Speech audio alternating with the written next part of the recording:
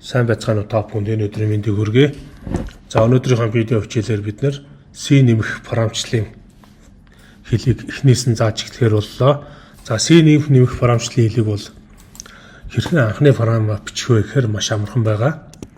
Ер нь бол C хэлтэй маш ойролцоо бичигдэнэ. За checked include гэдэг толгой байлаа зарлж өгнө. iostream гэж зарлж өгнө. За энэ iostream гэдэг нь нөгөө оролт гаралтын толгой байлыг бол хэлж байгаа. Input, output stream буюу одоо оролт гаралтын урсгал гэсэн үг байгаа. За толгой байлаа зарлсны дараагаар C програмчлал хэлтэй ижилхэн int main гэсэн үндсэн функцаа зарлж өгнө. За үүний дараагаар бид нэр програмчлалын үндсэн кодыг бичнэ.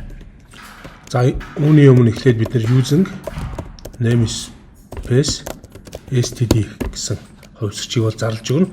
За энэ маань болохоор оролт гаралтын толгой файлд хамаарагдах одоо cout cin гэсэн хувьс оролт компьютерийн keyboard-оос өгдөл оруулах гарах функцуудыг ажилуулдаг юм үндсэн функц байгаа.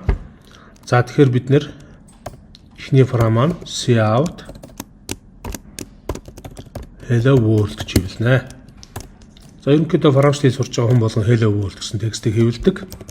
За төсөөл нь return tick гэж бичиж өгнө. За ажиллаж үзье.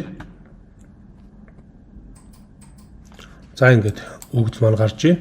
За энэ хүү програм дээр болохоор бид нэгэсэндээ оролт гаралтын толгой файлыг ашиглаад iostream гэсэн толгой файлыг ашиглаад түүнийхээ дагуу hello world гэсэн текстийг хэвлэсэн. За энэ хүүд програм мөр бүрээр нь тайлбарлая. За нэгдүгээр мөрөн дээр checked include гэсэн толгой файл хэлж байгаа нь тухайн толгой файлыг бол агуулж ийн гэсэн үг байгаа.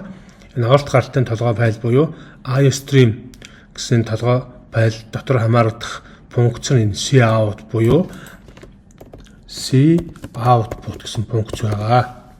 За энэ хүү функцаар бол өгдлийг хэвлэсэн байна. Өгдлийг хэвлэхдээ бид нар 2 дугаар мөрөн дээр байгаа энэ using namespace std гэсэн функцийн тусламжтайгаар энэ 4 дугаар мөрөн дээр өгдлийг хэвлэсэн байгаа.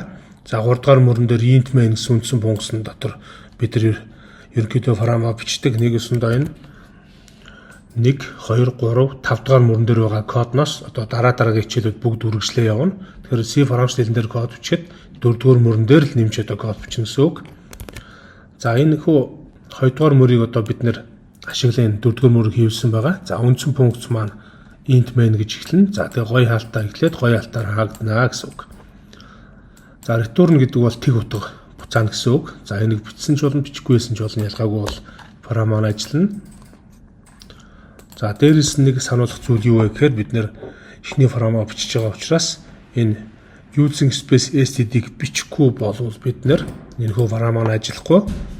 Тэгэхээр яаж ажиллах вэ гэвэл C програмчлалын хэлэн дээр std гэж 4 дугаар мөрний өмнө одоо бичээд давхар тодорхойлох хэсэг тавьж өгнө. За ингүүл энэ хөө програм маань асуудалгүй ажиллана. Тэгэхээр өгдөл болгон дээр ингэж бичиж яхаар бид нэр яг үгээр өмнө нь using namespace std-га бичүүлэх амар байна гэсэн үг. За ингээ өнөөдрийнхөө бичлэгээр та бүхэндээ C програмчлалын хэлээр хэрхэн анхны програмаа бичиж та бүхэнд тайлбарлалаа.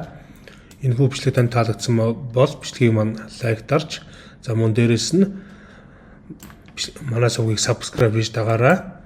За бусдад түгээж бас share хийгээрэй. За анхаарал хандуулсанд баярлалаа. Дараагийн хичээлээр уулзцгаая.